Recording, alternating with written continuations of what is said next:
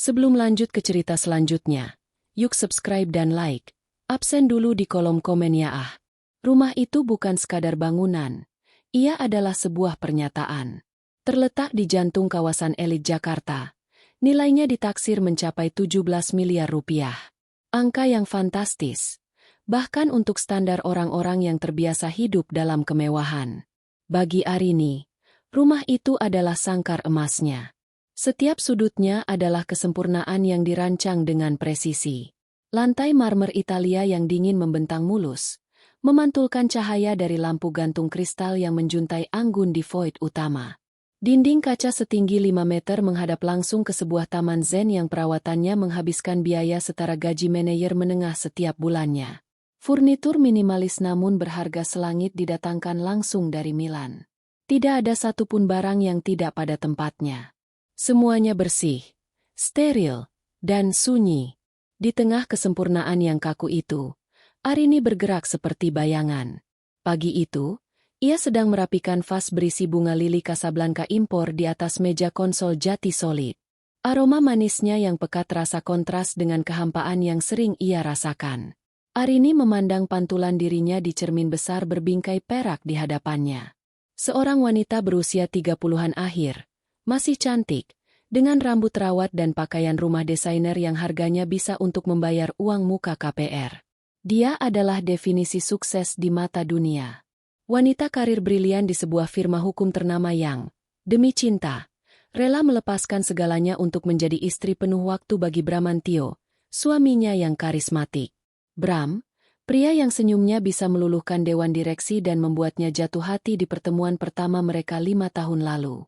Foto pernikahan mereka, berukuran besar dan sinematik, terpatri di dinding utama ruang keluarga. Arini dan Bram tertawa bahagia. Mata mereka berjanji akan selamanya. Arini sering memandangi foto itu, mencoba mengingat bagaimana rasanya tawa itu. Kapan terakhir kali Bram menatapnya seperti itu? Kini, tatapan itu hilang. Fasada sempurna rumah 17 miliar itu mulai retak dari dalam. Konflik itu tidak bersuara, namun hadir di setiap sudut. Ia hadir dalam keheningan meja makan yang panjang saat sarapan, di mana Bram lebih sibuk dengan ponselnya daripada menatap istrinya. Ia hadir dalam alasan-alasan klise yang semakin sering terdengar. Aku lembur. Sayang. Ada meeting mendadak. Klien dari Singapura baru mendarat. Aku harus jemput di bandara. Kamu tidur saja dulu. Jangan tunggu aku. Lembur. Kata yang dulu berarti bonus akhir tahun, kini berarti ranjang yang dingin di sisinya. Arini mencoba percaya. Ia wanita cerdas. Ia tahu statistik. Ia tahu tanda-tandanya. Tapi cinta seringkali membuat logika tumpul. Ia memilih untuk percaya pada fasada itu. Ia memilih untuk sibuk mengatur rumah, memastikan kemeja Bram licin sempurna, dan memasak makanan favorit suaminya. Meskipun ia tahu makanan itu akan mendingin di meja makan, tak tersentuh hingga larut malam. Retakan kedua, yang mungkin lebih tajam, datang dari sumber lain, Ibu Wati, ibu mertuanya. Hubungan mereka tidak pernah hangat. Sejak awal, Ibu Wati memandangnya dengan tatapan menilai. Menilai pendidikannya yang terlalu tinggi, sikapnya yang terlalu mandiri, dan, yang terburuk, rahimnya yang dianggap tidak produktif. Baru 3 hari lalu, telepon itu datang. Suara Ibu Wati di seberang terdengar manis, namun penuh racun. Arini, bagaimana kabarmu? Sehat? Sapanya. Basa-basi yang selalu membuat Arini waspada. Sehat, Bu. Ibu bagaimana? Sehat. Cuma ya itu, sepi.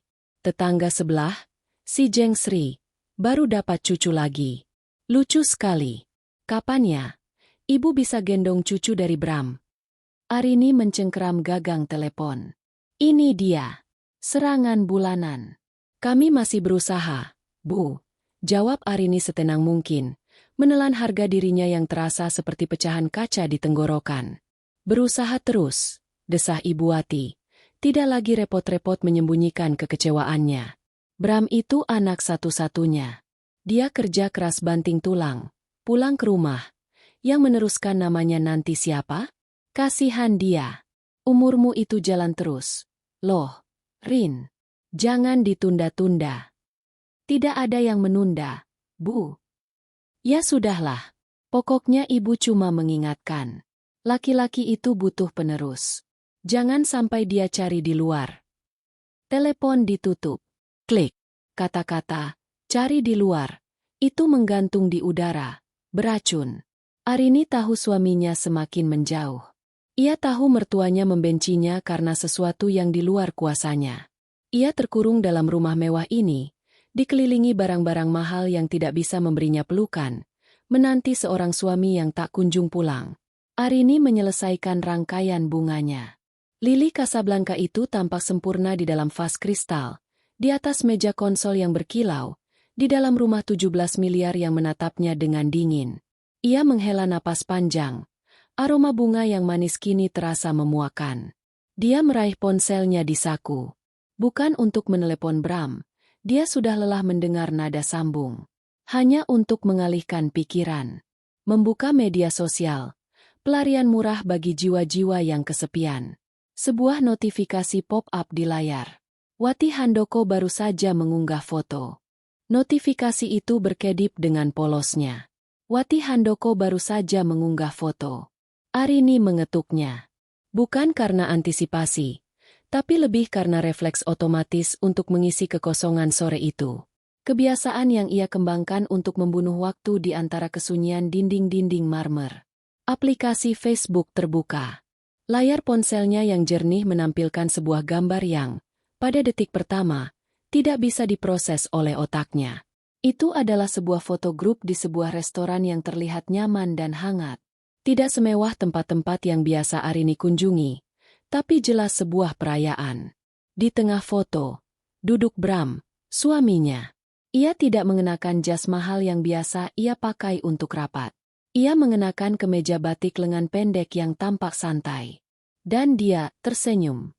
Bukan senyum tipis penuh basa-basi yang biasa ia berikan pada Arini akhir-akhir ini. Ini adalah senyum lebar yang tulus, mata yang berbinar, dan lesung pipit yang dulu membuat Arini jatuh cinta. Senyum itu tidak ditujukan pada kamera. Senyum itu ditujukan pada sosok di sebelahnya. Di sebelah Bram, duduk seorang wanita muda. Sangat muda, mungkin pertengahan 20-an. Wajahnya cantik alami, dengan rambut panjang tergerai.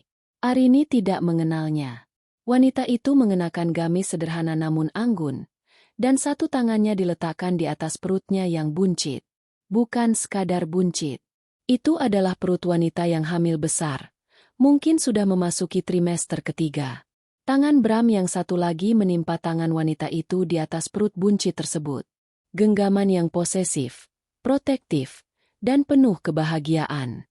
Di sisi lain Bram, Ibu Wati, sang ibu mertua, merangkul bahu putranya dengan bangga.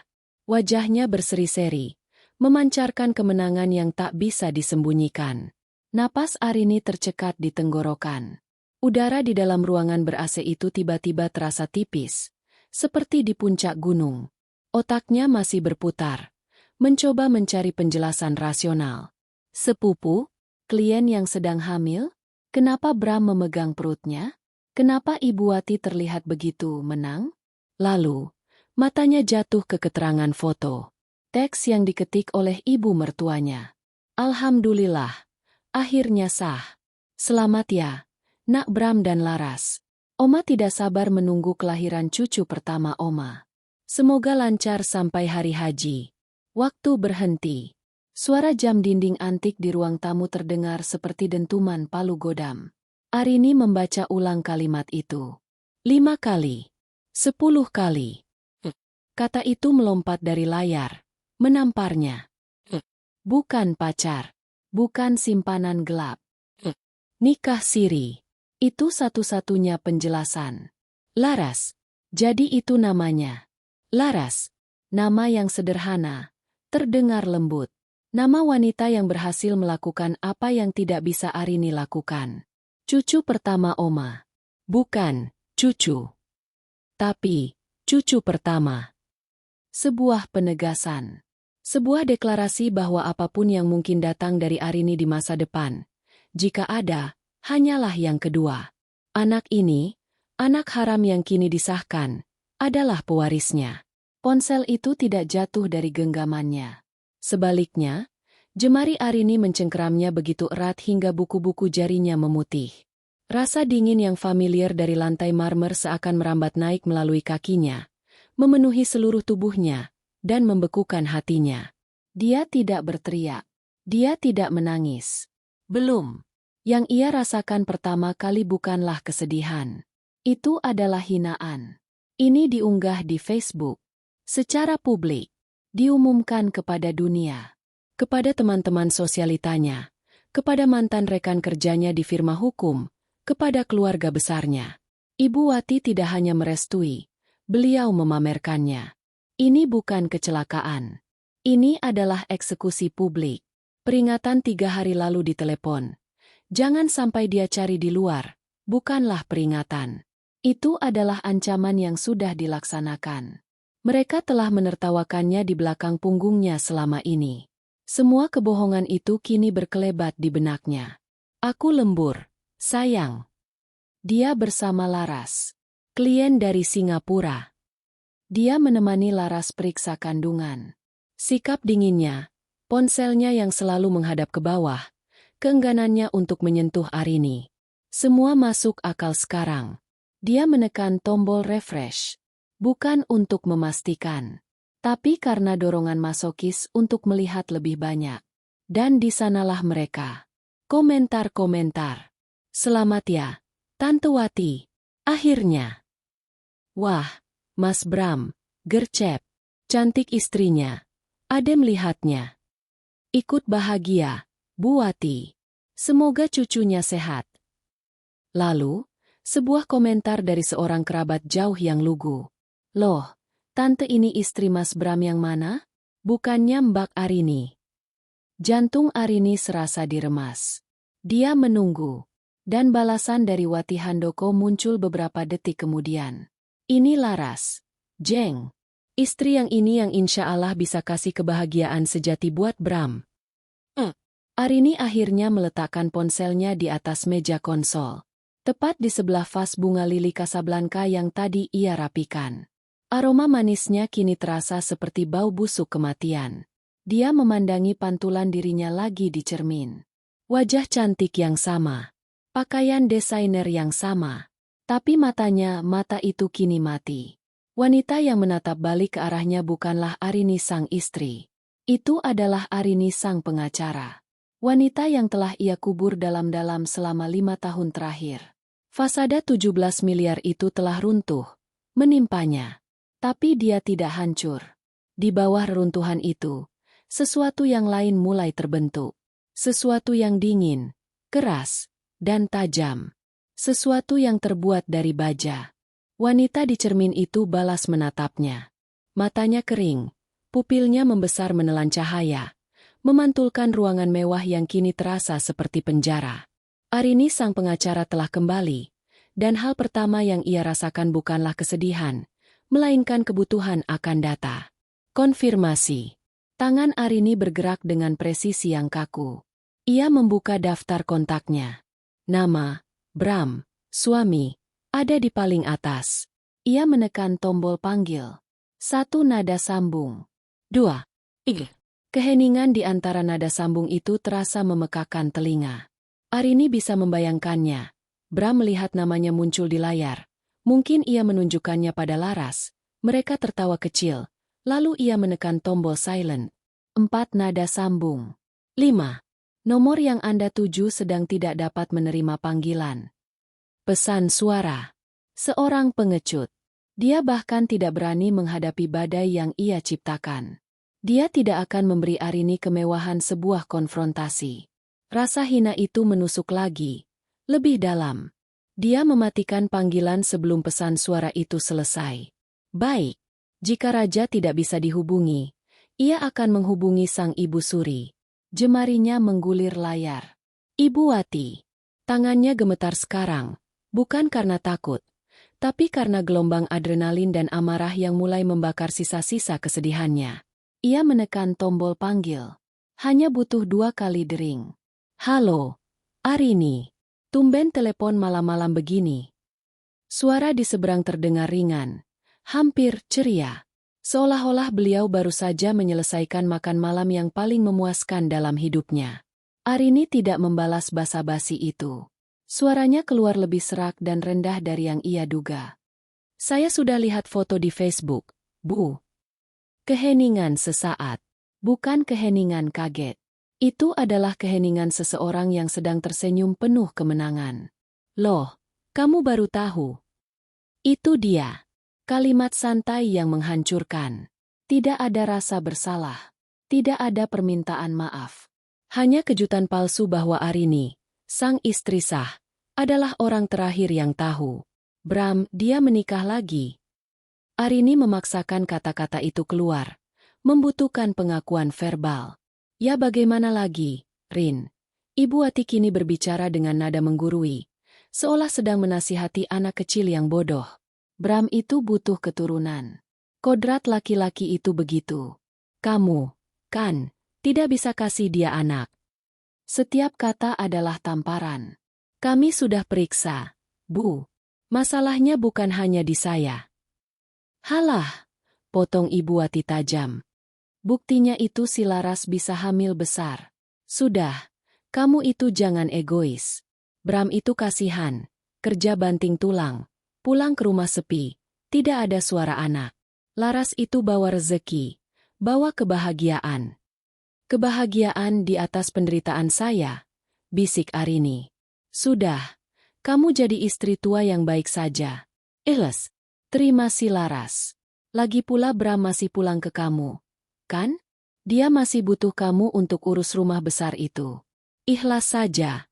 Dapat pahala. Assalamualaikum. Klik. Telepon ditutup. Istri tua. Kata itu menggantung di udara. Istri tua. Hukuman mati. Perannya kini didegradasi. Dari istri sah, menjadi manajer rumah tangga yang tidak dibayar. Saat itulah air mata akhirnya datang. Tapi itu bukan tangisan kepasrahan yang lirih. Itu adalah raungan amarah yang tertahan. Setetes air mata panas jatuh ke pipinya. Terasa membakar. Arini melihat kembali ke meja konsol. Ke vas kristal berisi lili Casablanca yang sempurna. Bunga sialan. Aroma sialan. Rumah sialan. Argek. Dengan satu gerakan cepat dan bertenaga, Arini menyambar vas kristal itu dan membantingnya ke lantai marmer Italia. Praaang. Suara pecahan itu memekakan telinga. Bergema di seluruh rumah yang sunyi. Pecahan kristal, kelopak bunga lili yang memar, dan air kotor berhamburan ke segala arah. Tepat seperti 5 tahun hidupnya. Hancur berkeping-keping di lantai yang dingin. Arini terengah-engah, menatap kehancuran itu. Dan kemudian selesai. Air matanya berhenti seketika, seolah keran baru saja ditutup. Kehancuran itu membawa kejelasan. Amarah panas tadi menguap, berganti menjadi sesuatu yang jauh lebih berbahaya. Amarah yang dingin sedingin es. Dia tidak akan menjadi istri tua. Dia tidak akan ikhlas. Dia memandangi sekelilingnya. Ruang tamu yang luas. Lukisan-lukisan mahal. Lampu gantung kristal. Rumah 17 miliar ini. Rumah yang Bram tinggali. Rumah yang Bram banggakan sebagai simbol kesuksesannya. Rumah yang Bram gunakan untuk menjamu klien-klien pentingnya. Lalu sebuah ingatan muncul. Ingatan yang sangat jernih. Hari pernikahan mereka.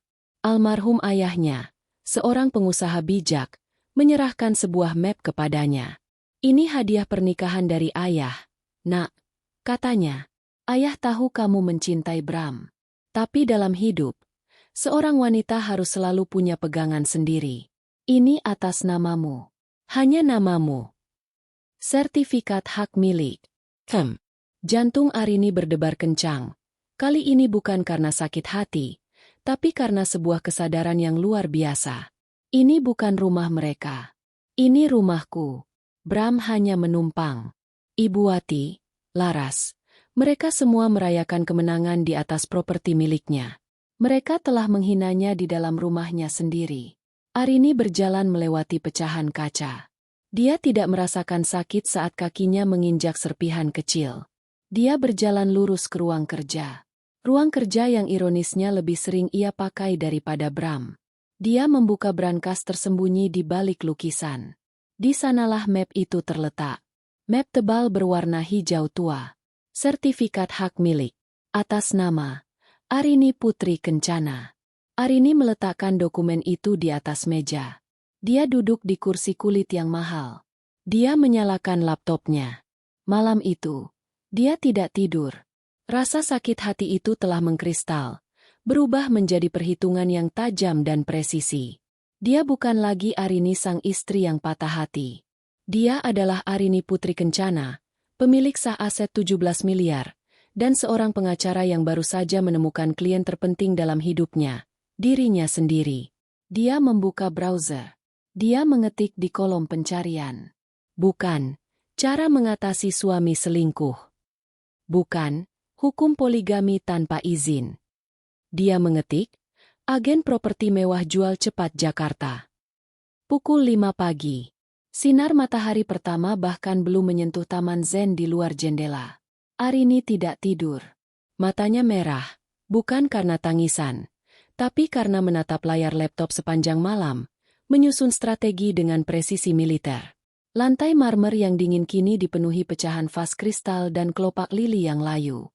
Arini melangkahinya tanpa alas kaki, menuju dapur. Dia tidak lagi peduli pada kekacauan itu. Kekacauan itu adalah monumen pembebasannya. Dia tidak membuat smoothie bayam seperti biasanya. Dia menyeduh kopi hitam pekat, pahit, panas, dan kuat, seperti dirinya yang baru. Pukul 6 pagi. Dia sudah selesai mandi. Dia tidak mengenakan daster sutra atau pakaian rumah desainer. Dia mengenakan salah satu powersuit lamanya yang tersimpan di bagian belakang lemari. Sebuah setelan Armani berwarna navy blue yang ia pakai saat memenangkan kasus besar terakhirnya, 5 tahun lalu. Setelan itu masih pas di badannya. Dia menyisir rambutnya ke belakang, membentuk sanggul yang ketat dan profesional. Wajahnya dipoles riasan minimalis namun tegas. Wanita yang menatap cermin kini bukan lagi istri tua. Dia adalah Arini Putri Kencana. Pukul 7 pagi, tepat saat jam kantor dimulai, dia menekan nomor telepon pertama dari daftar yang ia buat semalam. Tora Kencana Property, spesialis luxury listing. Nama, Kencana, yang sama, kebetulan yang ia anggap sebagai pertanda. Telepon diangkat pada dering kedua. Selamat pagi, Tora di sini. Suara bariton yang dalam dan percaya diri. Selamat pagi, Pak Tora. Nama saya Arini. Saya menelepon dari kawasan Permata Hijau. Saya punya properti yang ingin saya jual. Tentu, Bu Arini. Bisa dijadwalkan untuk survei minggu depan? Saya akan. Saya tidak punya waktu seminggu. Potong Arini. Suaranya dingin dan datar. Saya perlu menjualnya dalam 48 jam. Hening di seberang. Arini bisa mendengar Tora yang tadinya santai, kini duduk tegak di kursinya. 48 jam? Bu Arini, properti di Permata Hijau itu bukan jual kacang goreng. Kita bicara di atas 10 miliar. 17 miliar, sahut Arini. Dan saya tidak bercanda. Saya pemilik tunggal. SHM atas nama saya pribadi. Dokumen bersih. Saya perlu Anda datang ke sini. Jika Anda bisa menjualnya dalam 48 jam, saya akan berikan komisi ganda. Lagi-lagi hening. Kali ini Tora menghitung cepat di otaknya. Komisi ganda dari 17 miliar. Angka yang sangat besar. Saya akan batalkan rapat saya. Kirimkan alamatnya. Saya sampai dalam 1 jam. Tepat 1 jam kemudian, sebuah Mercedes hitam mengilap berhenti di depan gerbang. Pak Tora adalah pria berusia 50-an, berpakaian rapi, dengan aura seseorang yang terbiasa berurusan dengan uang besar. Matanya yang tajam langsung memindai segalanya. Fasad rumah, taman, dan kemudian Arini yang membukakan pintu. Dia jelas terkejut sesaat melihat pecahan vas di lantai. Tapi profesionalismenya mengambil alih. Dia tidak berkomentar. Matanya beralih ke Arini. Dia tidak melihat wanita putus asa. Dia melihat klien yang serius. Rumah yang indah, Bu Arini, katanya sambil berjalan mengelilingi ruang utama. Desainnya berkelas. Lokasi premium. Jangan buang waktu saya, Pak Tora, kata Arini, sambil menuntunnya ke ruang kerja. Ini, SHM, IMB, PBB lunas terakhir. Dia meletakkan map hijau tua itu di atas meja. Tora memeriksanya sekilas. Matanya melebar saat melihat nama pemilik. Arini Putri Kencana. Murni nama ibu. Tidak ada nama suami. Tepat, tegas Arini. Dan sekarang, ini syarat saya. Arini duduk. Tora mengikutinya. 1. Harga tunai 17 miliar. Saya tahu harga pasarnya mungkin 20. Saya tidak peduli. Saya mau penjualan cepat.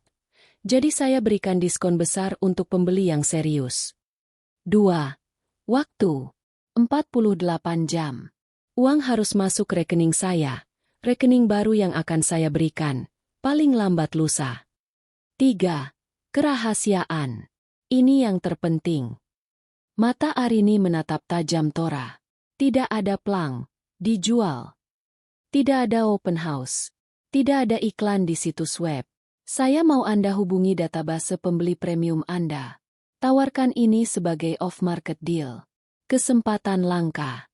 Pembeli yang sudah terverifikasi punya dana siap pakai di rekening mereka. Saya tidak mau ada drama. Paham? Pak Tora menghela napas panjang. Ini adalah permintaan paling gila yang pernah ia terima. Tapi juga paling menggiurkan. Bu Arini, menjual tunai 17 miliar dalam 48 jam itu hampir mustahil. Pembeli sekalipun butuh waktu untuk berpikir. Itulah mengapa saya memberi mereka diskon 3 miliar.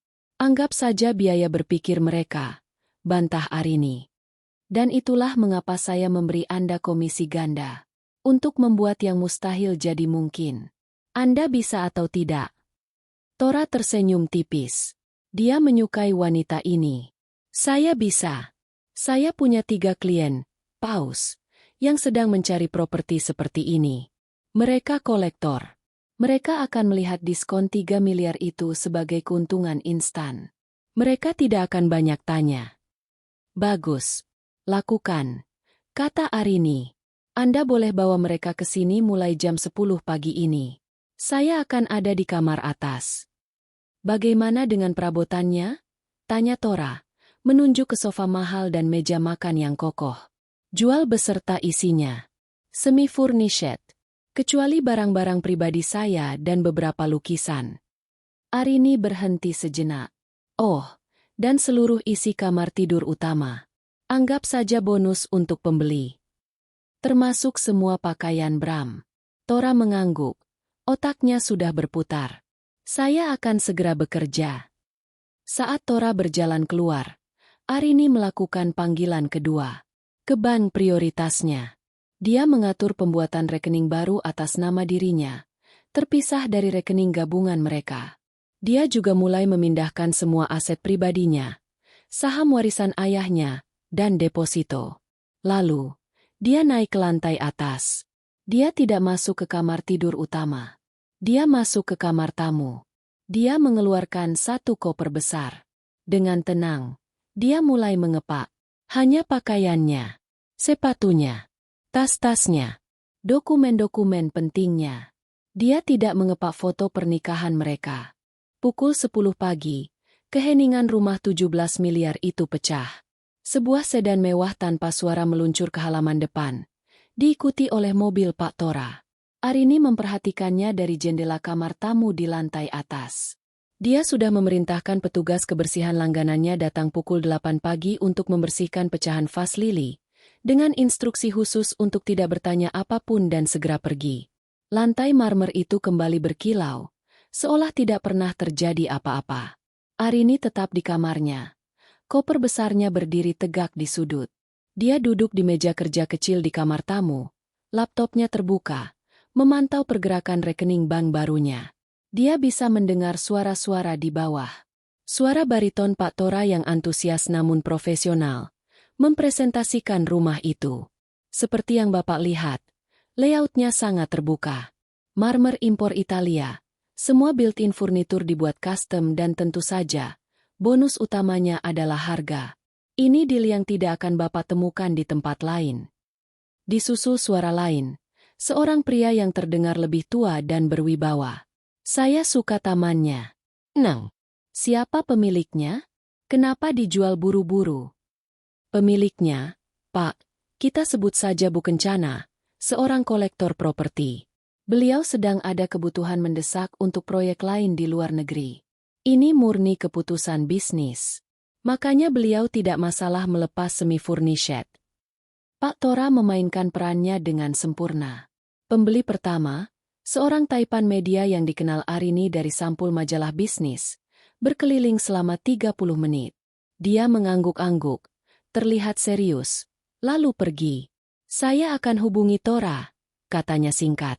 Pukul 11.30, pembeli kedua tiba. Pasangan suami istri yang lebih muda, namun jelas memancarkan aura old money. Mereka tidak banyak bicara. Mereka lebih banyak melihat detail. Sang istri menyentuh permukaan meja dapur, memeriksa tekanan air di kamar mandi tamu. Sang suami lebih tertarik pada sistem keamanan dan area taman. Arini mendengar langkah kaki mereka di tangga. Mereka akan melihat kamar tidur utama. Kamar tidurnya dan Bram. Dan ini kamar tidur utamanya. Suara Pak Tora terdengar lagi. Sangat luas, dengan walk-in closet yang besar dan kamar mandi dalam. Arini menahan napas. Dia mendengar pintu kamar utama dibuka. Di dalamnya ada ranjang king size mereka, meja riasnya, dan lemari pakaian Bram yang penuh dengan jas mahal dan jam tangan. Semua kenangan itu ada di sana. Bagus, kata suara sang istri. Saya suka jendelanya. Lemari pakaiannya juga. Jadi, walk-in closet dan semua isinya ini termasuk Pak Tora? Betul, Bu. Sesuai instruksi pemilik. Seluruh isi kamar ini. Saya suka, kata sang suami tegas. Saya tidak suka proses tawar-menawar yang bertele-tele. Berapa harga bersihnya? 17 miliar, Pak. Tunai. Paling lambat besok. Baik. Saya ambil, kata pria itu. Sesederhana itu. Arini mendengar kata-kata itu menembus pintu kamar tamu, dan dia tidak merasakan apa-apa. Tidak ada kelegaan. Tidak ada kesedihan.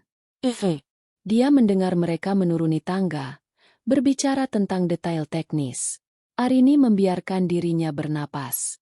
Tepat saat itu, ponselnya di atas meja bergetar.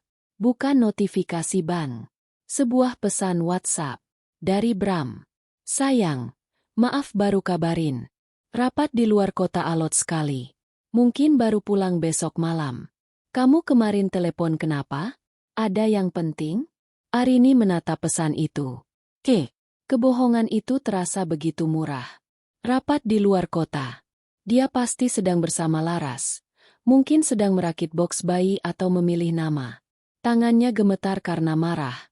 Tapi dia mengendalikannya. Dia mengetik balasan. Singkat, datar, dan sempurna. Tidak ada apa-apa, Mas. Hanya mau tanya Mas mau makan malam apa. Tapi karena Mas sibuk, tidak usah dipikirkan. Hati-hati di jalan. Selesaikan saja pekerjaanmu. Centang 2 biru. Dia sengaja tidak menyebut, pulang. Dia sengaja bersikap seperti istri penurut yang sempurna. Biarkan dia tetap nyaman dalam kebohongannya. Biarkan dia terbuai. Itu akan membuat kejatuhannya semakin keras. 20 menit kemudian, ada ketukan pelan di pintu kamar tamu. Bu Arini. Suara Pak Tora terdengar tegang, menahan kegembiraan. Arini membukanya. Wajah Pak Tora memerah karena sukses. Berhasil, Bu. Pembeli kedua. Seorang pengusaha muda, Tuan Hartono. Dia tidak menawar. Dia setuju 17 miliar. Dia minta tanda tangan PPJB, perjanjian pengikatan jual-beli, siang ini juga. Dia akan transfer DP 5 miliar hari ini untuk mengunci kesepakatan. Pelunasan besok pagi sebelum jam 10. Penandatanganan akta jual-beli, AJB, di notaris besok siang. Arini mengangguk. Bagus. Kirimkan draft PPJB ke email saya. Saya akan memeriksanya. Berikan dia nomor rekening baru saya untuk DP. Pak Tora menatapnya dengan kekaguman yang tak bisa disembunyikan. Anda pengacara? Ya, Bu. Arini tersenyum tipis. Senyum pertama yang tulus, meski dingin, dalam 24 jam terakhir. Dulu. Sekarang saya hanya seorang wanita yang sedang beres-beres. Terima kasih atas kerja cepat Anda, Pak Tora. 1 jam kemudian, Arini menerima notifikasi di ponselnya. Transfer masuk. IDR 5 miliar. Langkah pertama telah selesai. Rumah itu, secara teknis, bukan lagi miliknya. Dia sekarang hanya menumpang, sama seperti Bram. Pukul 9 pagi, hari H2. Cahaya matahari pagi ini terasa berbeda. Kemarin, cahaya itu terasa tajam dan penuh kemarahan.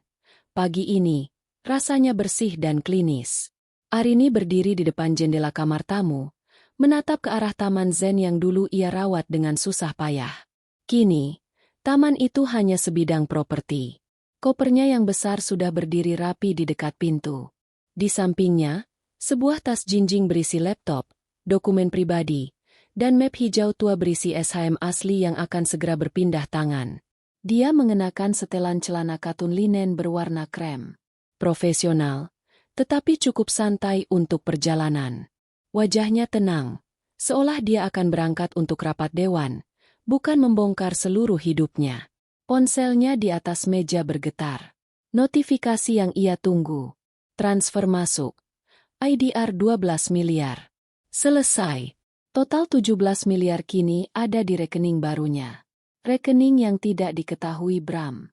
Angka itu menatapnya dari layar. Angka yang begitu besar, namun terasa sangat sepadan dengan 5 tahun ilusi yang ia jalani. Dia menarik napas dalam-dalam, menghirup udara rumah ini untuk terakhir kalinya. Udara yang beraroma lemon dan kayu cendana.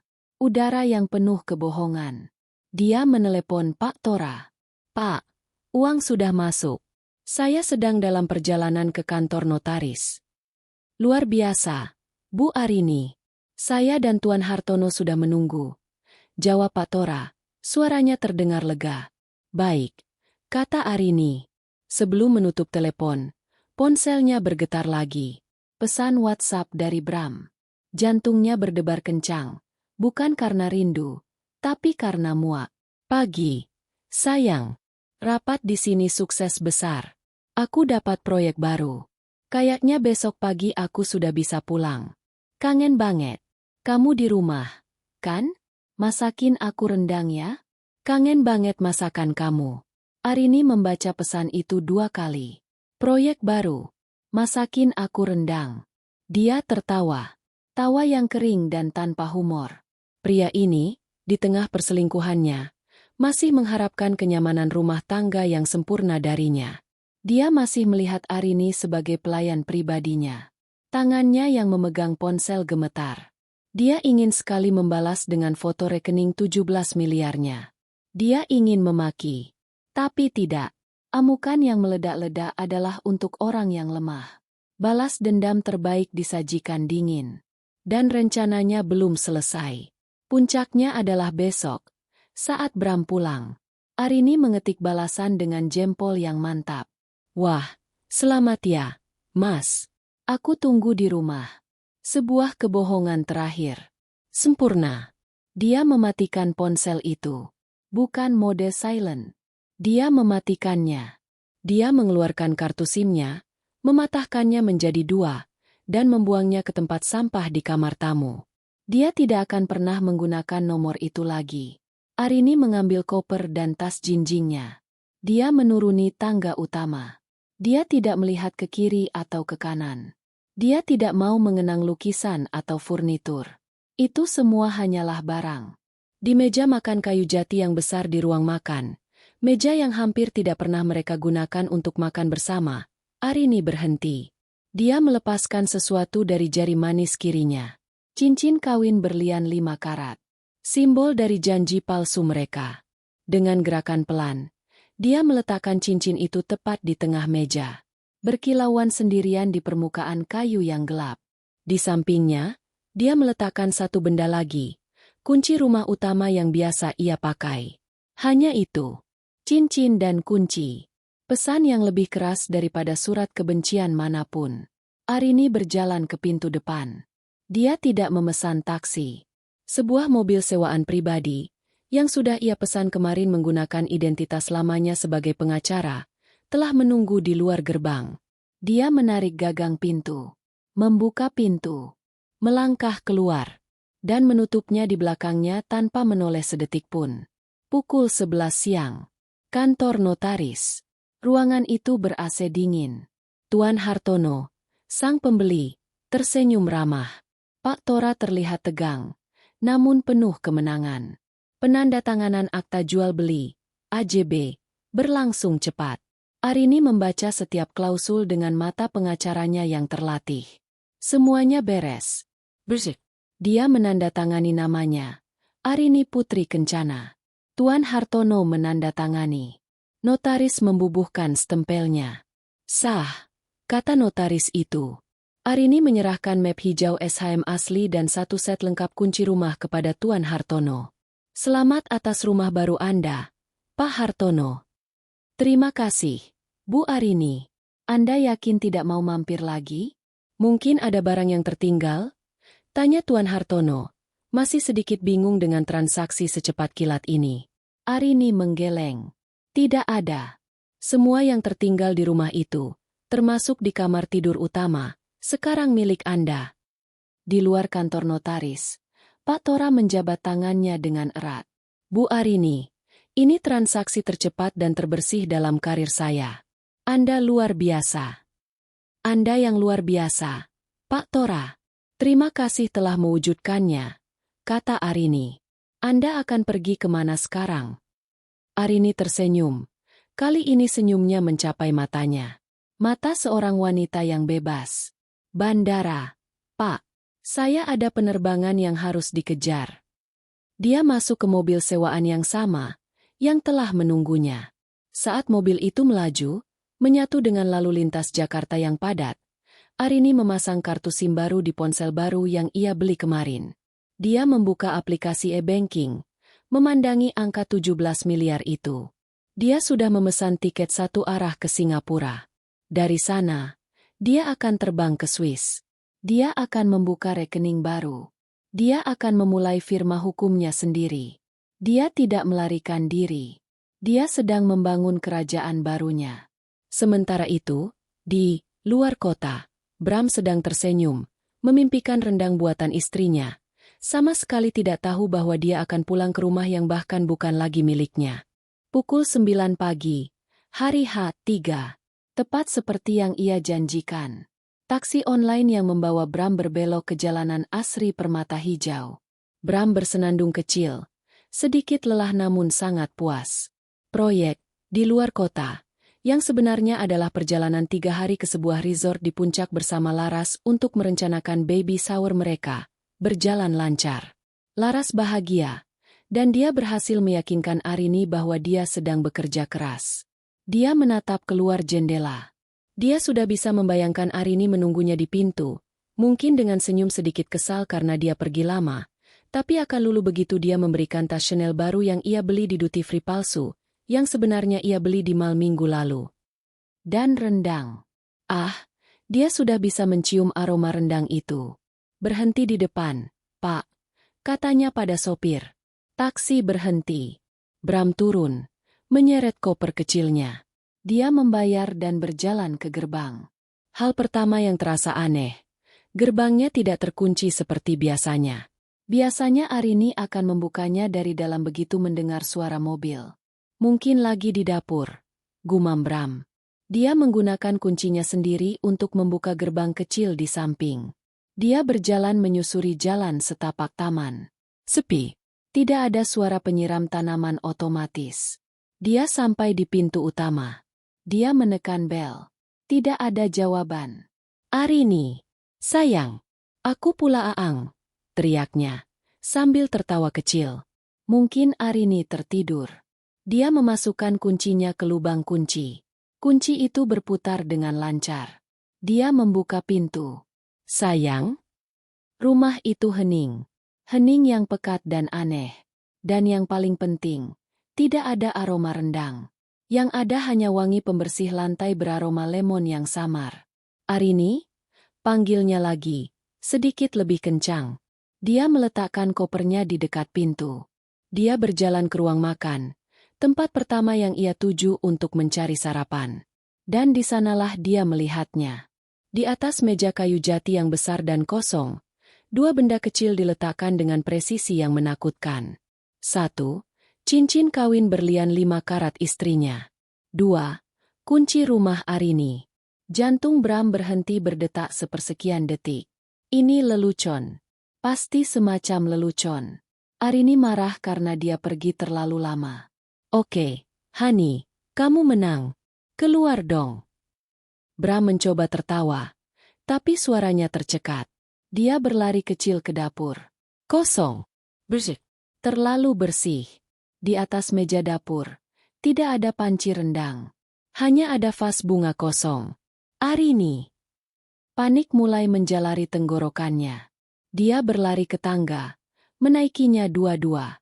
Sayang, ini nggak lucu. Dia mendorong pintu kamar tidur utama mereka. Dan dia membeku. Di dalam kamar, berdiri seorang pria dan wanita yang tidak ia kenali. Mereka sedang mengukur jendela, memegang contoh kain gorden. Permisi, bentak Bram. Kalian siapa? Beraninya kalian masuk kamar saya. Maling ya? Pria itu, Tuan Hartono, berbalik. Wajahnya yang ramah berubah menjadi kesal. Maaf, Bapak siapa ya? Dan kenapa Anda berteriak-teriak di rumah saya? Rumah Anda. Tawa Bram histeris. Ini rumah saya. Saya Bramantio. Suami Arini. Panggil Satpam. Istri saya mana? Tuan Hartono menghela napas. Dia sudah menduga ini mungkin terjadi, melihat cara penjualan yang terburu-buru. Pak Bramantio, kata Tuan Hartono dengan tenang, seolah berbicara pada anak kecil. Saya Tuan Hartono. Saya membeli rumah ini 2 hari lalu. Lunas. Dari pemilik sahnya, Ibu Arini Putri Kencana. Dunia Bram miring. Lantai marmer di bawah kakinya terasa bergoyang. Enggak mungkin, desis Bram, menggelengkan kepalanya. Arini enggak mungkin. Dia enggak punya uang sebanyak ini untuk beli rumah. Dia tidak beli, Pak. Dia menjual. Koreksi Tuan Hartono. SHM-nya atas nama dia pribadi. Dan ini, dia mengeluarkan ponselnya, membuka galeri foto. Adalah foto akta jual beli yang kami tanda tangani di notaris kemarin. Bram menatap layar itu. Tanda tangan Arini yang ia kenali. Nama Tuan Hartono. Stempel notaris. Tidak mungkin. Bram berbalik, tersandung kakinya sendiri. Dia berlari ke walk-in closet. Setengah pakaiannya masih ada di sana. Jas-jas mahalnya. Tapi semua milik Arini. Tas-tas Hermesnya, sepatunya, perhiasannya, raib, lenyap. Yang tersisa hanya beberapa gantungan baju kosong. Dia baru sadar sekarang. Rumah itu terasa lebih kosong. Lukisan-lukisan abstrak mahal di dinding hilang. Beberapa patung seni di sudut ruangan lenyap. Arini telah mengambil semua yang menjadi miliknya. Arini, bisiknya. Dia merogoh sakunya, mengeluarkan ponsel. Tangannya gemetar hebat hingga dia hampir tidak bisa membuka kunci layar. Dia menekan nomor Arini. Nomor yang Anda tuju sedang tidak aktif atau berada di luar jangkauan. Dia mencoba lagi. Dia mencoba WhatsApp. Centang 1. Foto profilnya hilang. Digantikan lingkaran abu-abu standar. Dia diblokir. Nomornya tidak aktif. Dia berlari menuruni tangga. Napasnya tersengal-sengal. Dia kembali ke meja makan. Dia menatap cincin itu. Cincin 5 karat yang ia berikan sebagai simbol, sebagai apa? Sebagai kandang? Kenyataan menghantamnya seperti kereta barang. Penjualan 48 jam. Kerahasiaan. SHM atas nama Arini. Foto Facebook ibunya. Ibu. Bram menekan nomor ibunya. Halo, Bram? Kamu sudah sampai? Gimana rendangnya? Enak. Ibu. Jerit Bram. Suara yang keluar dari tenggorokannya nyaris tidak seperti suara manusia. Itu adalah pekikan panik dan amarah yang tertahan. Ada apa? Bram? Kenapa kamu teriak? Apa yang ibu lakukan? Kenapa ibu unggah foto itu di Facebook? Foto?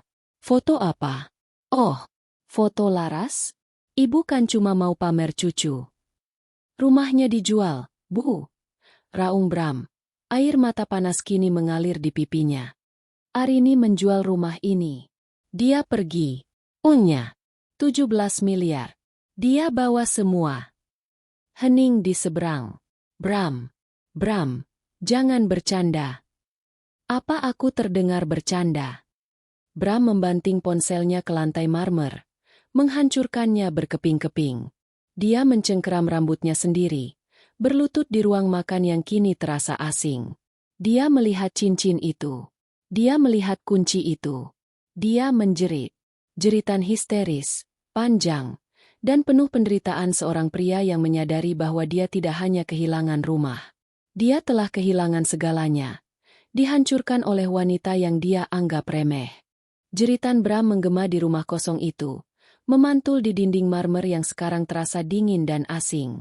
Tuan Hartono dan istrinya menatapnya dengan campuran iba dan kesal, sebelum akhirnya memutuskan untuk pergi dan membiarkan pria itu sendirian dengan kehancurannya. Kami akan panggil satpam untuk memastikan Anda keluar, Pak, kata Tuan Hartono tegas, sebelum menutup pintu depan.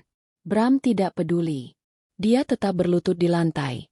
Pecahan ponselnya berserakan di sekitarnya seperti puing-puing hidupnya. 17 miliar. Perabotan. Lukisan. Semuanya lenyap. Arini telah mengulitinya hidup-hidup dengan cara yang paling bersih dan legal. Pikirannya berpacu liar. Apa yang harus dia lakukan? Pergi ke polisi? Atas dasar apa? Istri saya menjual rumahnya sendiri. Mereka akan menertawakannya. Menggugatnya? Dengan apa? Uangnya ada di rekening Arini. Dan Arini sekarang entah di mana. Dia menggunakan tablet cadangannya di dalam koper untuk menelepon ibunya kembali. Bram, apa maksudmu rumahnya dijual? Suara ibunya kini sama histerisnya dengan jeritannya tadi. Persis seperti yang aku bilang, Bu. Raung Bram. Rumahnya hilang. Uangnya hilang. Arini hilang. Ini semua karena ibu. Karena foto sialan itu. Kenapa kamu menyalahkan ibu? Tangis ibunya. Ibu kan hanya. Ibu tidak tahu. Ibu tidak tahu. Bram tertawa sinis. Ibu yang memanas-manasi Arini selama ini. Ibu yang bilang dia mandul. Ibu yang menyuruhku cari istri baru. Sekarang lihat. Lihat hasilnya. Kita kehilangan segalanya. Kita. Memangnya ibu dapat apa dari rumah itu? Bram butuh uang. Bu. Proyek Bram sedang macet. Aku berencana pinjam uang Arini. Sekarang? Semuanya hancur. Teriak Bram, tanpa sadar mengakui rencana busuknya. Terdengar isak tangis di seberang. Terus kita bagaimana? Bram? Laras bagaimana? Dia sedang hamil. Nama itu menyentak Bram kembali ke kenyataan yang lebih mendesak. Laras, aku harus ke sana, desis Bram. Dia mematikan telepon ibunya. Dia bangkit dengan kaki gemetar. Dia mengambil koper kecilnya, satu-satunya miliknya yang tersisa di dunia ini, dan berjalan keluar dari rumah yang bukan lagi miliknya. Dia bahkan tidak bisa memesan taksi. Dia harus berjalan kaki ke pos satpam, menahan malu, dan meminta tolong dipesankan taksi. Loh, Pak Bram, kok jalan kaki? Bukannya baru pulang? Tanya satpam itu, bingung. Ban mobil saya pecah di depan. Bohong Bram. Tolong pesankan saya taksi ke Cilandak. Selama perjalanan 30 menit ke apartemen Laras, pikiran Bram adalah badai kepanikan. Dia tidak punya rumah. Uang di rekeningnya menipis, tersedot oleh gaya hidup Laras yang mahal dan proyek-proyeknya yang gagal. Rumah 17 miliar itu adalah jaring pengamannya. Jaring yang baru saja dibakar Arini. Dia tiba di lobi apartemen Laras. Sebuah apartemen studio kecil yang ia sewa bulanan. Sangat jauh berbeda dari istananya di Permata Hijau. Dia membuka pintu. Laras sedang duduk di sofa kecil, menonton TV, mengelus perutnya yang mulai membuncit. "Mas, kok udah di sini? Katanya mau pulang dulu? Mana tas Chanel-nya?" Tanya Laras manja. Bram tidak menjawab. Dia melempar kopernya ke lantai. Dia menjatuhkan diri di sofa di seberang Laras. Dia menatap wanita itu. Wanita yang menjadi alasan kehancurannya. "Mas, kamu kenapa? Kok pucat?" Laras mulai cemas. "Rumahnya hilang," kata Bram datar. "Hilang? Hilang gimana?" "Kebakaran." "Dijual," kata Bram. Suaranya nyaris tak terdengar. Arini menjual rumahnya. Dia kabur. Dia mengambil semua uangnya. Mata Laras membelalak. "Apa? Maksud kamu, rumah yang 17 miliar itu?" "Iya."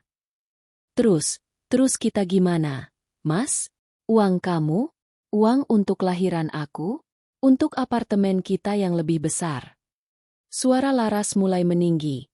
Nada manjanya hilang, digantikan kepanikan. "Aku nggak tahu," bentak Bram. "Uangku nggak banyak. Ras, aku mengandalkan rumah itu. Aku mengandalkan Arini." "Jadi kamu nggak punya uang?" pekik Laras. Kini berdiri. "Kamu bohong sama aku? Kamu bilang kamu kaya. Kamu bilang Arini itu cuma istri bodoh yang bisa kamu peras kapan aja." "Aku pikir juga begitu," balas Bram frustrasi. "Terus aku gimana? Anak ini gimana?" Laras mulai menangis. Ini bukan tangisan lembut yang biasa ia gunakan untuk merayu Bram. Ini tangisan marah seorang wanita yang merasa tertipu. "Kita harus hemat, Ras. Kita hemat. Kamu suruh aku hemat." Laras tertawa histeris. "Aku hamil anak kamu. Aku meninggalkan pekerjaanku demi kamu. Dan sekarang kamu bilang kamu bangkrut. Dasar bajingan." Laras mengambil vas bunga plastik di meja dan melemparkannya ke arah Bram. Bram mengelak. "Laras, tenang. Kita bisa cari jalan keluar." "Nggak ada jalan keluar. Kamu pembohong. Pergi kamu dari sini. Pergi." Bram menatap wanita yang sedang mengamuk di depannya. Tiba-tiba, dia merasa sangat lelah. Dia baru sadar. Dia telah menukar berlian, Arini, dengan sebuah batu kali, Laras. Dia pikir dia pintar. Ternyata dia adalah pria terbodoh di dunia. Dia bangkrut. Dia tidak punya rumah. Dan sekarang, gundiknya pun mengusirnya. Kehancuran Bram telah sempurna. Sementara itu, ribuan kilometer jauhnya, Arini menyesap champagne-nya di kursi first class penerbangan menuju Zurich. Dia sudah mengganti pakaiannya dengan sweater cashmere yang nyaman. Di luar jendela, awan kapas membentang tanpa akhir. Dia membuka laptopnya. Dia tidak sedang melihat saldo rekeningnya. Dia sedang menyusun proposal bisnis. AP Kencana O Partners, sebuah firma hukum butik yang berspesialisasi dalam hukum bisnis internasional dan perceraian kelas atas. Dia akan menggunakan pengalamannya sendiri, pengetahuannya tentang hukum, dan uang 17 miliarnya, untuk membangun kembali hidupnya. Bukan sebagai istri yang teraniaya, tapi sebagai seorang ratu yang membangun kerajaannya sendiri. Dia tersenyum. Untuk pertama kalinya, senyum itu hangat. Dia bebas. Zurich, Swiss. 1 tahun kemudian, kantor AP Kencana O Partners menempati satu lantai di gedung kaca modern yang menghadap ke Danau Zurich. Desainnya minimalis, didominasi warna putih, abu-abu, dan kayu ek. Tidak ada satupun furnitur barokwe atau ukiran canggung.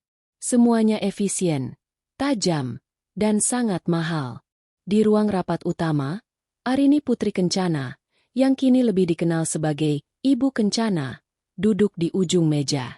Dia tidak lagi terlihat seperti istri sosialita yang tertekan. Rambutnya dipotong model bob tajam sebahu. Dia mengenakan pantsuit Armani berwarna biru tua yang dijahit sempurna. Jam tangan Patek Philippe melingkar di pergelangan tangannya. Dia memancarkan aura otoritas yang dingin dan tak terbantahkan. Di seberangnya duduk seorang wanita Eropa, seorang barones, yang menangis pelan. Dia mengambil semuanya. Ishak sang barones. Dia menyembunyikan aset di 3 negara. Arini. Dia bilang aku tidak akan dapat apa-apa. Arini mencondongkan tubuhnya sedikit. Dia tidak menawarkan tisu. Dia menawarkan kekuatan. Barones, kata Arini. Suaranya tenang dan presisi. Suami Anda mengira dia menyembunyikan aset. Tapi tim saya sudah melacak transfer cryptocurrency ke sebuah wallet di Cayman. Kami juga menemukan akta perusahaan cangkang di Singapura yang ia dirikan atas nama sepupunya. Mata sang barones membelalak. Firma hukum Anda sebelumnya mencari di tempat yang salah, lanjut Arini. Mereka mencari penggelapan pajak. Saya mencari pola seorang suami yang tidak setia. Mereka sangat bisa ditebak. Dia membuka laptopnya, memutar layar. Ini adalah draft penyelesaian. Kami tidak akan meminta setengah. Kami akan meminta 70% sebagai ganti rugi atas penipuan yang disengaja. Dan dia akan memberikannya. Atau kami akan menyerahkan bukti ini ke regulator perbankan. Sang barones menatapnya dengan penuh kekaguman. Bagaimana Anda? Arini tersenyum tipis. Saya tahu persis bagaimana pria seperti itu berpikir. Setelah kliennya pergi, Arini berdiri di depan jendela kacanya yang menjulang, menatap air danau yang tenang. 17 miliar itu adalah modal awalnya. Dalam setahun, dia telah melipat gandakannya. Dia menjadi spesialis dalam perceraian kelas atas dan pembagian aset internasional. Dia adalah mimpi buruk bagi setiap suami kaya yang curang. Dia telah membangun kembali kerajaannya di atas puing-puing pernikahannya. Dia mengecek ponselnya. Tidak ada notifikasi yang mendesak. Dia sudah lama tidak memikirkan Bram. Nama itu terasa seperti nama orang asing, dari kehidupan yang lain. Dia bebas. Jakarta, Indonesia. Di waktu yang sama, di sebuah kamar kos sempit dan pengap di daerah Tebet, Bramantio menatap layar ponselnya yang retak. Kamar itu berantakan. Bungkus mie instan menumpuk di meja kecil. Kipas angin berputar berisik, hanya mengedarkan udara panas. Dia tidak lagi tinggal di apartemen laras, apalagi di rumah ibunya. Setahun terakhir adalah neraka. Laras telah melahirkan seorang bayi laki-laki. Tapi begitu dia sadar Bram benar-benar bangkrut, dia pergi. Dia kembali ke kampung halamannya, menyerahkan bayi itu kepada ibunya, dan kini bekerja sebagai SPG di sebuah mal di Surabaya, menolak semua panggilan dari Bram. Ibunya? Setelah Bram gagal membujuknya untuk menjual rumah warisan keluarga untuk menutupi utangnya, ibunya mengusirnya. Kamu itu aib keluarga, katanya. Sudah menghancurkan pernikahanmu, sekarang mau menghancurkan ibu. Bram kini sendirian. Proyek-proyeknya yang dulu didanai oleh fasad kekayaan Arini, semuanya runtuh. Klien menuntut uang mereka kembali. Dia tenggelam dalam utang. Setelan mahal terakhirnya telah ia jual di pasar loak. Dia bekerja serabutan, menjadi supir taksi online dengan mobil sewaan. Penghasilannya nyaris tidak cukup untuk membayar sewa kamar dan makan. Dia membuka Facebook, satu-satunya hiburan murahnya. Dan disitulah dia melihatnya. Bukan dari akun Arini. Itu adalah artikel yang dibagikan oleh seorang teman lamanya di industri hukum. Forbes Asia, bintang baru hukum internasional, Arini P. Kencana, pendiri AP Kencana O Partners, mengubah wajah perceraian kelas atas. Di foto itu, Arini menatap kamera. Kuat, kaya, dan tak tersentuh. Dia berada di Zurich. Dia mengenakan pakaian yang harganya lebih mahal dari penghasilan Bram setahun. Napas Bram tercekat. Itu Arini. Tapi bukan Arininya. Bukan istri penurut yang bisa ia bodohi. Ini adalah wanita yang telah menghancurkannya. Tangannya gemetar. Dia merasakan gelombang mual yang hebat. Bukan kemarahan. Bukan benci. Tapi penyesalan yang begitu dalam dan memuakan. Dia telah memiliki segalanya. Seorang istri yang cerdas, cantik, setia, dan, ternyata, sangat kompeten. Dia memiliki rumah 17 miliar. Dia memiliki kehidupan yang sempurna. Dan dia menukarnya dengan apa? Ego. Perselingkuhan murah dengan laras? Foto bodoh di Facebook. Bram menunduk dan terisak. Bukan jeritan histeris seperti di rumah itu. Ini adalah tangisan pelan seorang pria yang hancur total. Seorang pria yang sadar bahwa dia adalah satu-satunya arsitek dari keruntuhannya sendiri. Dia mencoba mencari nama Arini di Google.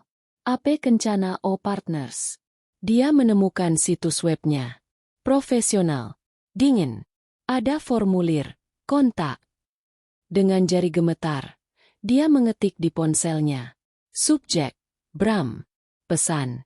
Arini, ini aku. Aku minta maaf. Aku hancur. Tolong. Dia menekan. Kirim. Ribuan kilometer jauhnya, di Zurich, sebuah email masuk ke inbox umum firma Arini. Asistennya melihatnya, membacanya, dan tanpa bertanya, langsung memindahkannya ke folder spam. Arini sendiri tidak pernah melihatnya. Dia sedang sibuk merencanakan pembukaan kantor cabangnya di Singapura. 2 tahun kemudian, Singapura, Marina Bay Sands Sky Park. Arini Putri Kencana berdiri di tepi infinity pool, memegang segelas champagne. Di belakangnya, pesta peresmian kantor cabang AP Kencana O Partners Singapura sedang berlangsung meriah. Ini adalah kantor ketiganya, setelah Zurich dan London. Dia tidak lagi mengenakan power suit. Malam itu, dia mengenakan gaun sutra emerald green yang simpel namun memancarkan kemewahan. Seseorang meletakkan selendang kasmir di bahunya yang terbuka. Kamu bisa kedinginan, Rini. Sebuah suara pria dengan aksen Swiss Jerman yang lembut berkata. Arini tersenyum dan menoleh pada Thomas, seorang bankir investasi yang telah menjadi pasangannya selama 6 bulan terakhir. Dia pria yang tenang, menghargai kecerdasannya, dan tidak pernah sekalipun mencoba meremehkannya. Aku baik-baik saja, Thomas. Hanya menikmati pemandangan. Jawab Arini. Kamu sudah bekerja terlalu keras. Kemenangan atas kasus hedge fund di London itu luar biasa. Kamu pantas beristirahat. Arini mengangguk. Dia teringat sejenak pada kehidupannya yang dulu. Kehidupan di mana pencapaiannya adalah pujian dari suami atas rendang buatannya, atau keberhasilannya mendapatkan tas edisi terbatas. Kehidupan itu terasa begitu konyol sekarang, seperti film hitam putih yang buram. 17 miliar itu terasa seperti uang yang sangat besar saat itu. Kini, itu hanyalah sebagian kecil dari nilai perusahaannya. Dia telah mengubah pengkhianatan menjadi bahan bakar, mengubah air mata menjadi baja, dan membangun kerajaan di mana dia adalah satu-satunya penguasa. Dia tidak lagi memikirkan Bram, Laras, atau ibu mertuanya. Mereka bukan lagi bagian dari dunianya. Mereka bahkan tidak ada di arsip ingatannya. Dia tidak memaafkan mereka, karena untuk memaafkan, dia harus peduli. Dan dia sudah lama berhenti peduli. Dia mengangkat gelasnya ke arah gemerlap lampu kota. Untuk awal yang baru, bisiknya. Jakarta, Panti Jompo Kasih Ibu, Cengkareng. Di sebuah kamar kecil berbau disinfektan dan minyak kayu putih. Seorang wanita tua kurus kering terbaring di tempat tidur. Dia menatap langit-langit dengan pandangan kosong. Itu adalah Riana, ibu Bram. Setelah Bram bangkrut, dia menolak menjual rumahnya. Tapi utang Bram begitu besar. Debt collector datang tanpa henti. Stres dan malu, dia akhirnya menjual rumah warisan itu dengan harga murah untuk menutupi sebagian utang putranya dan menyelamatkan mukanya di depan keluarga besar. Sisa uangnya hanya cukup untuk membiayai hidupnya di panti jompo sederhana ini. Pintu kamar berderi terbuka. Seorang pria berwajah kuyu, lebih tua dari usianya, masuk. Dia mengenakan kemeja seragam ojek online yang kusam. Itu Bram. Dia membawa kantong plastik berisi beberapa potong kue basah. Bu, sapanya pelan. Mata Riana menoleh padanya. Tidak ada cinta di sana. Hanya tatapan dingin penuh kekecewaan. Sudah berapa lama kamu tidak ke sini? Desisnya. Maaf, Bu, orderan lagi sepi, jawab Bram, meletakkan kantong plastik itu di meja. Kamu masih mencarinya? Tanya Riana. Bram terdiam. Dia tahu siapa yang dimaksud ibunya. Setelah emailnya di-spam, dia mencoba segalanya. Dia mencoba menelepon kantor Zurich. Dia dihalangi oleh asisten yang profesional. Dia mencoba mengirim surat. Tidak pernah dibalas. Arini telah menghilang dari jangkauannya, seolah naik ke dimensi lain. Dia tidak akan pernah kembali, Bram, kata ibunya. Suaranya serak. Kamu menghancurkannya. Dan dia menghancurkan kita. Bukan dia yang menghancurkan kita, Bu, kata Bram pelan. Sebuah kesadaran pahit akhirnya meresap di lidahnya. Kita yang menghancurkan diri kita sendiri. Ibu dengan kesombongan ibu. Dan aku dengan kebodohanku. Riana memalingkan wajahnya ke dinding, menolak untuk mendengarkan kebenaran itu. Bram menatap ibunya yang kini rapuh. Dia melihat nasib Laras, yang dia dengar sekarang sudah menikah dengan seorang mandor pabrik di kampungnya. Mencoba melupakan aib memiliki anak di luar nikah. Dia melihat bayi yang tidak pernah dia akui. Dan dia melihat dirinya sendiri di pantulan kaca jendela. Seorang pria gagal, miskin, dan sendirian. Dihantui oleh kemewahan yang pernah ia miliki dan ia buang begitu saja. Dia meninggalkan kamar ibunya tanpa pamit. Dia kembali ke motornya, menyalakan aplikasi. Ada orderan masuk. Antar makanan. Rp12.000. Dia menarik napas, menahan air mata penyesalan yang kini menjadi teman sehari-harinya. Karma tidak datang seperti badai. Karma datang dalam bentuk kesunyian. Dalam bentuk email yang tidak terbalas. Dalam bentuk kamar kos yang sempit. Dan dalam kesadaran mutlak bahwa dia telah menukar seorang ratu dengan seorang gundik. Dan kehilangan seluruh kerajaannya dalam proses itu. Dia menyalakan mesin motornya dan melaju ke malam Jakarta yang bising. Selamanya terjebak dalam kehidupan yang dia ciptakan sendiri.